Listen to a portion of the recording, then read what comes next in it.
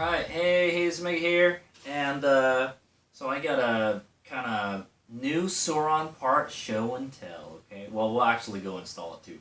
But, so here I got the IIIPRO Disc Brake Expert. That's what it says on the box. It definitely, that sounds very Chinglish right there. I'm not really sure where this is made, it doesn't say. But it's a new front disc brake rotor for the Sauron Light. Okay, if you guys don't know, the Sauron Light uses a 203 millimeter bicycle disc brake rotor is what it says here, okay? So I'll tell you where I got this from. I got it on eBay, okay? And I got it really fast too, by the way. The auction, or the seller page, on the details, they said they had it in the U.S., so they have a warehouse in the U.S. and they ship it from there, so you don't have to wait to get this from China. So you can see it's a Chinese-made part. Sort of. On the website, there's a bunch of different kind of configurations you can get.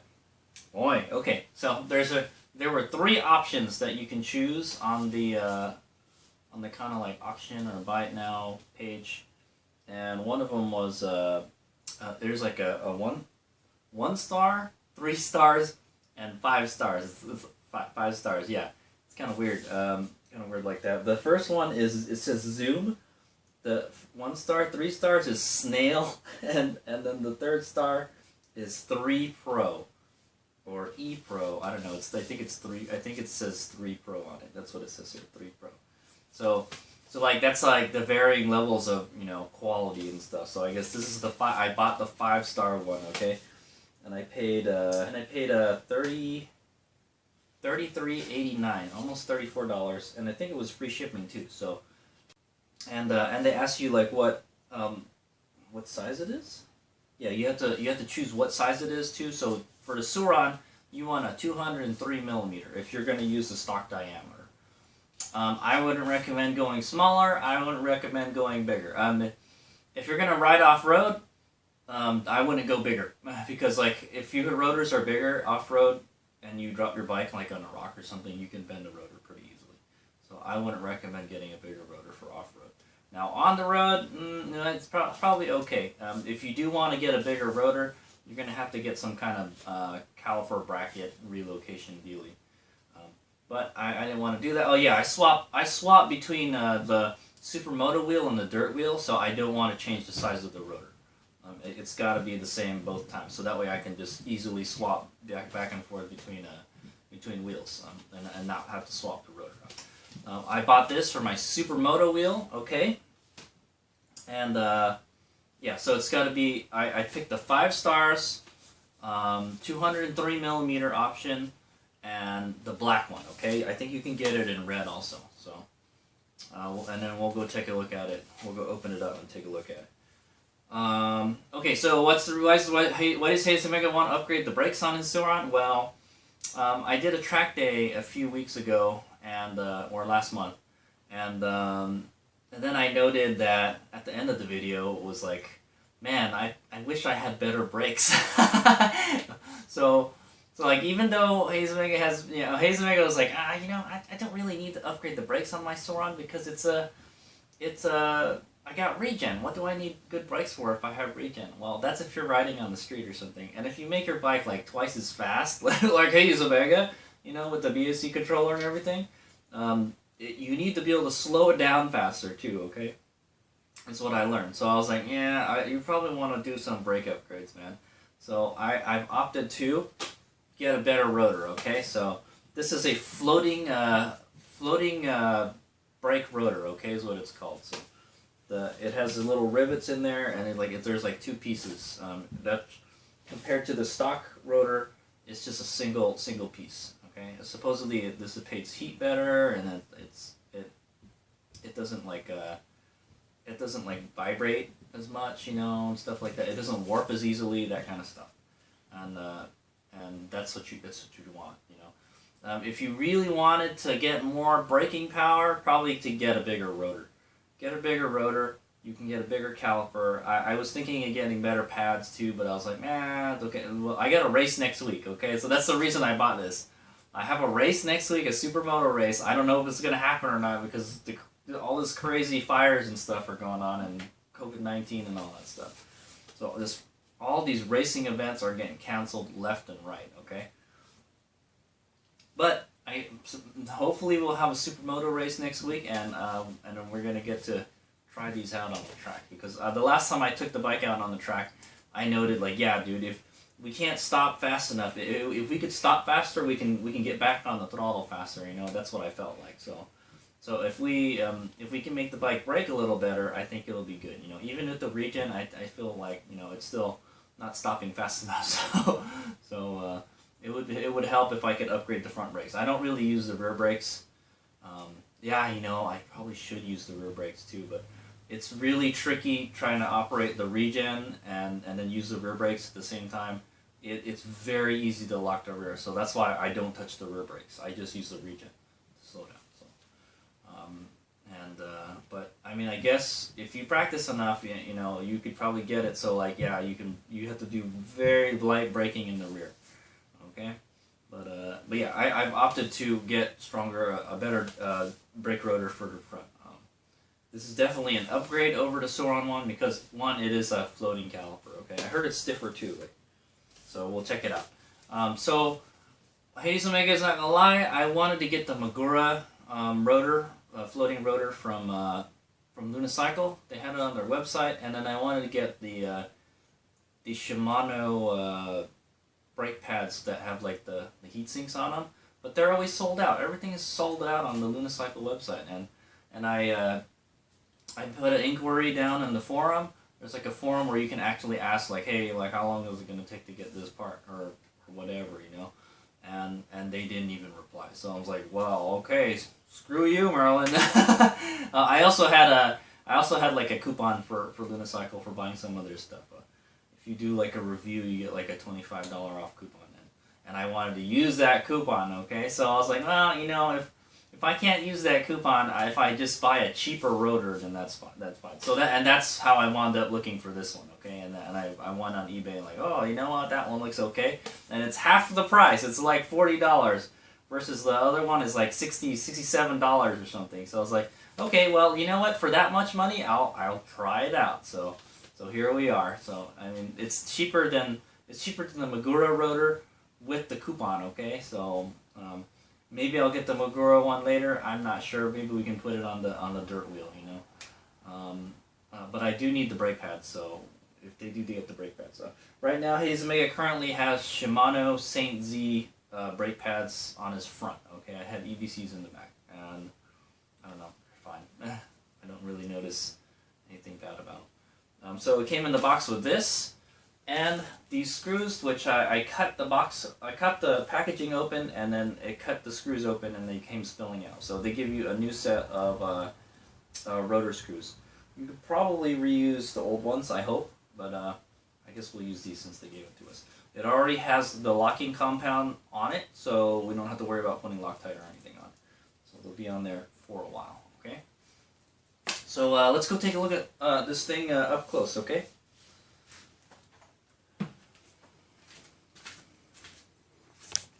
Okay, there we are. There's the IIIPRO Floating Brake Rotor. Okay, so let's take it out of the packaging. That's the front of the package. Pretty cool. It's got a picture of the rotor there, and then you can see an actual cutout of the rotor inside. Okay, and then here it says disc brake rotor in many different languages. Okay. And it says 100% recyclable packaging. Well, thank you. And then the bicycle disc rotor size 203. I don't know why there's a checkbox there, because there's no other sizes and stuff on it. So yeah, this is a 203 millimeter. That's the size you want for the Sur-On. Okay. And it says, warning, this brake is intended for cross-country and trail riding only, not intended for lift access riding, downhill or aggressive all mountain bike use. Read owner's manual first. Well, don't worry, I don't really use the brakes because we have regen, all that, you know. But I will be burning it up on the track, so we'll see how it holds out. I don't know why they put that disclaimer there. I was like, do you use your brakes a lot in downhill riding? Maybe, I don't know. I don't ride downhill mountain bikes, so okay. And here are the screws right here. Okay. Let's see. It is a Torx. Ugh, gross. Why did I have to use some funky bolts? Okay, that's cool. No problem. Yeah, it's kind of hard to see in the video, but it is a Torx screw, okay?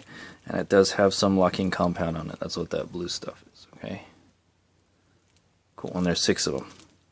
So that's what came with it. It came with a new set of screws. Very nice. Okay, so let's go open it up. Ooh, look at that. And it just opens all the way like that. Beautiful. Okay, there it is. It's very light. I don't know, it's very sharp too. Okay. And it has a rotation right here. It has a torque spec right here for the bolts. Very nice, I like that. 203 millimeter. And there's the picture, that same picture that's in the front of the box, the 3 Pro. That's the 3 Pro, I don't know, it looks like kind of like a lion or a puma or something. It's something. It's some kind of creature. I'm not 100% on that. It's a floating cooler rotor, okay? So and it's got the rotation, and it says 3 Pro right here. It's 3 Pro, and it has the 3 Pro logo right there, okay? Very nice. So yeah, when you install it, it's got to go, when the wheel's spinning, it's got to go this way, okay? Counterclockwise. Okay, so there's the hub right here. The hub is like a thick aluminum. It's been anodized black, and it's like all the stuff here has been etched right here. Very nice looking. Okay, it's very light, very light. I cannot believe how light it is. That's good, I guess. And then here's the rivets. So it is a floating rotor. See, floating cooler rotor. Okay. It has, I don't know what it is. It has these, this stuff here. I don't think this is, the brake touches any of this here. It's there, maybe it's a heatsink is probably what it is. That's what I'm assuming it is. There's a 6 set of holes on the outside, and then there's dimples.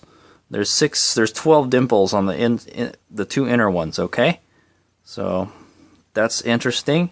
I think that's some kind of heatsink or something, because it doesn't do anything with this, okay? And then it has a bunch of cutouts on the braking surface here, okay? That's kind of like, you know, like a lot of mountain bike rotors, they have those cutouts and stuff. And basically what that does is it constantly shaving and cleaning your pads so they don't, you know, they don't glaze up. Very cool. It looks nice. Okay, there's the back, just all black. You can see the rivets right here. I hope you know, Hades Omega can entrust his life to this, because something were to happen to your brakes, you know, while riding high speeds, man. I'm telling you, it could be all bad. So yeah, but there it is. So for $39, it looks pretty damn nice to me. Okay, all right. So let's go ahead and install it. Ain't it a pretty piece? That's for sure. It looks really thick too, with this stuff here. So this is just a little, I think this is a heatsink kind of thing they had it here to help dissipate the heat. So it's definitely a step up from the Sauron rotor for sure. Okay, and then when we get the other one off, we'll compare it. We'll compare the two. Okay, all right, let's go install it. Here we go.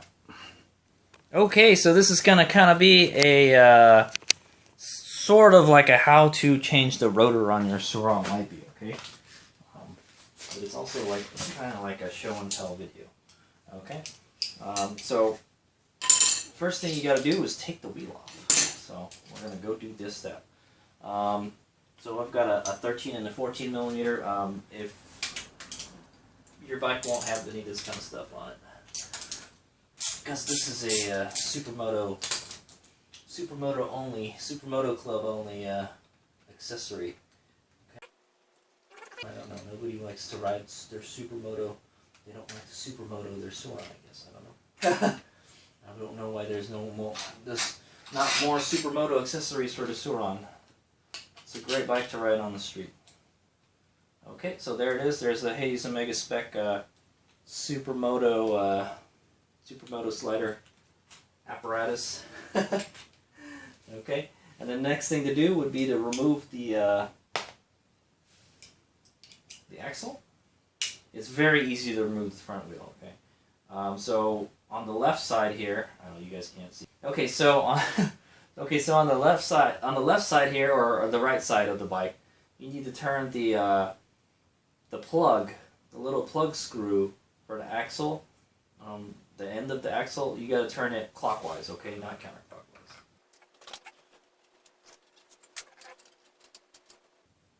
So it's pretty obvious. I mean, it tells you what direction it is to tighten it with the little arrow here. So you might forget, you know, I kind of forgot. Okay, and then you just loosen the left side with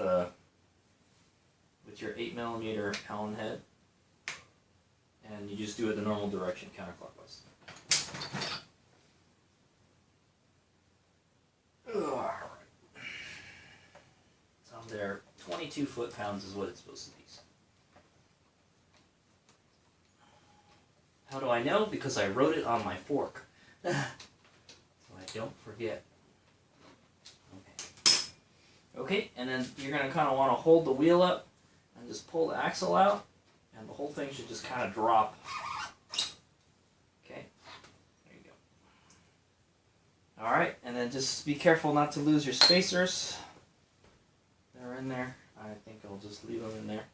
Okay, and then we have access to our wheel. Okay, I hope we don't destroy this. So I got handy dandy Mr. Wheel stand here. I knew I left it out for a reason. Right? Okay, so you're going to need a T25 Torx to remove the rotor bolts, okay? And you can see here, it has a direction which way it goes and everything, so we should be good. Alright, so I got a T25 Torx right here.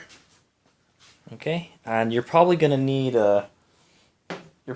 something like this so we can torque it, okay? Alright, so I'm going to go ahead and take this out. Ugh, okay. Yeah, just take them out one. Alright, just go in a star pattern. It's no big deal. I mean, you're supposed to do that just for tightening, but okay. Be careful not to strip them, because they look like they strip real easy.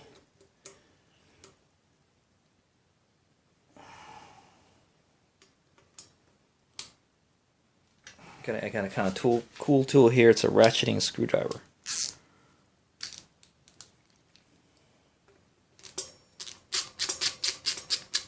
Ain't that rad? Only works to a certain extent though.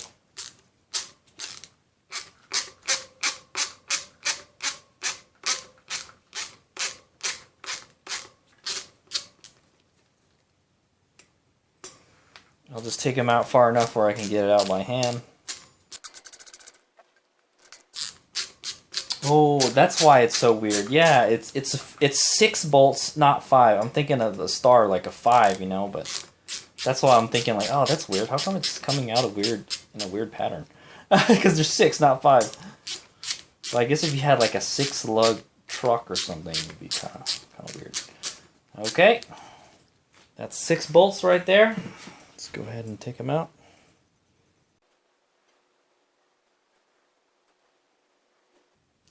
Okay, so there's the bolts right there. Very nice. I'd imagine you could well reuse them. There's still plenty of that locking compound on there. That's one of the reasons I was afraid I was going to strip it. It has this locking compound on there, and sometimes it strips. Okay, so on motorcycles it strips, but didn't on this one, so that's good. Okay, and then you can just lift your rotor out, and there it is. All right, let's go compare it to the other one. Okay, here we are. We're going to do a quick comparison between the two. I'm not going to do any weird measurements. They're both 203 millimeters. If you don't believe me, just put one on top of each other. Boom. Looks pretty damn close. I'll even line up the holes. There we go. Okay, so one thing you want to know when you're trying to find a brake rotor for your Suron is it's got to be 203 millimeters, and it has to be a 6-bolt kind of install. The way it installs, it has 6 bolts on it. Okay, there's another kind that like you kind of press it onto like on a hub or something. I think it's called a center lock or something, and that's a different kind of one. That's not the one that you want. You want a 6-bolt brake rotor. Okay, so these both have 6 bolts. So interesting to note, the new bolts that they gave me and the old bolts they gave me, the new bolts, the new bolts they gave me and the old bolt are different. Okay, I mean they're the same thread and all that. They're the same length and everything, but the heads are different. This uses a T20. I think this uses a T27 Torx. We'll find out when we install it. This uses a T25. Okay, the old one. So I had to use a T25 to get that out. This looks a little bit bigger. It's T27, I think. Okay. We will be tightening it to the torque spec that is on the rotor. Okay, because that's what it says. Okay, so okay, so. Some differences here is that this is a floating rotor design and this is a not floating rotor design. Okay, here's some info on a 2-piece rotor or floating rotor from AutoAnything.com. Okay, that's where I'm getting this info from. A floating rotor will allow optimal contact with the brake pad because of its ability to move in slight increments with the changing surface of brake pad, which can vary significantly over time. Okay, so that means like this, it's exactly what it is. It's floating. So there's 2 pieces. Okay, there's the center piece, the hub, and then there's the outer piece. That's the this is the braking surface. Okay, and then you've got rivets here connecting the two. Okay, and what these rivets do is they allow the rotor to move and flex a little bit. It's not, it kind of moves, it centers itself, type of thing to your brake pads, okay? So you have better contact, whereas this is it's fixed all the time. It's a solid rotor, okay?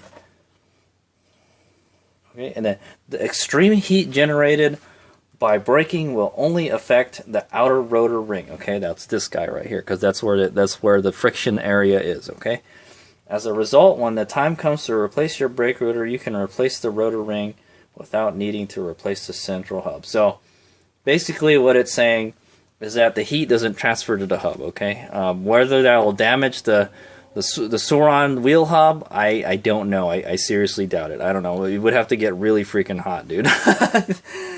Okay, and then floating rotors often weigh less than their solid counterparts. In situations that call for extreme performance, less weight is optimal. As most race cars driven now, every ounce matters. Okay, for racing. So, what's Hades Omega going to use his bike for? Racing. Okay, so that's why I'm installing this. And so let's see if there's any difference in the weight. Honestly, I don't.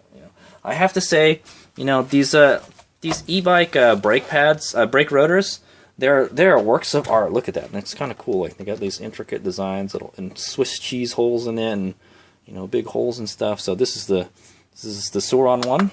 Let's go check out how much the Suron one weighs. So obviously, yeah, this one is all metal. It's all steel. It's probably stainless steel too. So it's probably heavier. Let's see. So you got 6.6 ounces for the Suron rotor. Okay. I told you I wasn't going to do any measurements or anything, but this is the only. I just want to see that claim. It does feel really light. It is really light. Holy crap. No, it weighs exactly the same. It's 6.6 ounces, okay? So, what can I say? It weighs 6.6 ounces, but look at the difference. Look at the difference in the material. There's a lot more material in here. It looks much thicker. Well, I guess it has to be thicker because it's made out of aluminum, But you have these little heatsink dealies here. to help cool the rotor down. I think that's the coolest thing about this. It has an extra area here to help soak up the heat, you know, and help dissipate it. Okay, and then like it's the hub is really thick and stuff. So I hope that can hold up to the abuse that Hazemega is going to put to it. But what we found out is they don't weigh any different than the other one. So it's not more weight, it's not less weight, it's the exact same weight. So the weight thing that they just talked about is not true for this one, for this case. Okay. In fact, it might even weigh more simply because the bolts are just a little bit bigger. You know, I'm not sure. But okay, so that is a comparison between the Sauron and the IIIPRO brake rotors. Okay, one is solid stainless steel, one has an aluminum hub, and then the stainless steel outer friction surface, and this one has a little heatsink dealy here. Does it make a difference? I don't know. The cutouts are different on the braking surface. Okay, they're shaped kind of like a teardrop shape almost.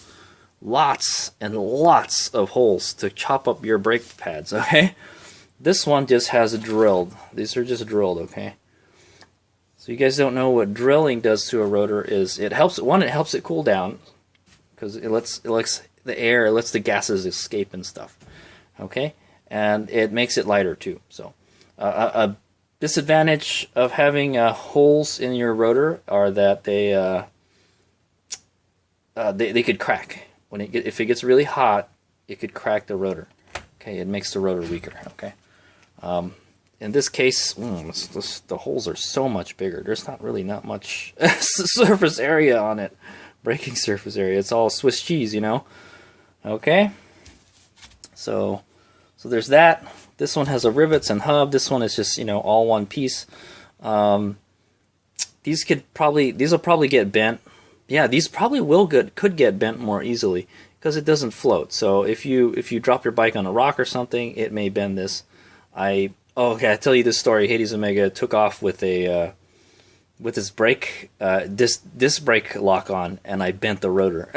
Okay, I just took off. Boom! I'm like, oh crap! I forgot the lock. Yeah, I know, it's bonehead maneuver, man. But okay, so yeah, there you go. You know what? I just realized it might be harder to put a lock on this, but you could put it on one of these holes here, or you could put it right here on the rivet too. So, okay, but I don't put the lock on the front wheel anyways. All right, so let's go install this puppy. Shouldn't be hard at all. It does look cooler though, doesn't it?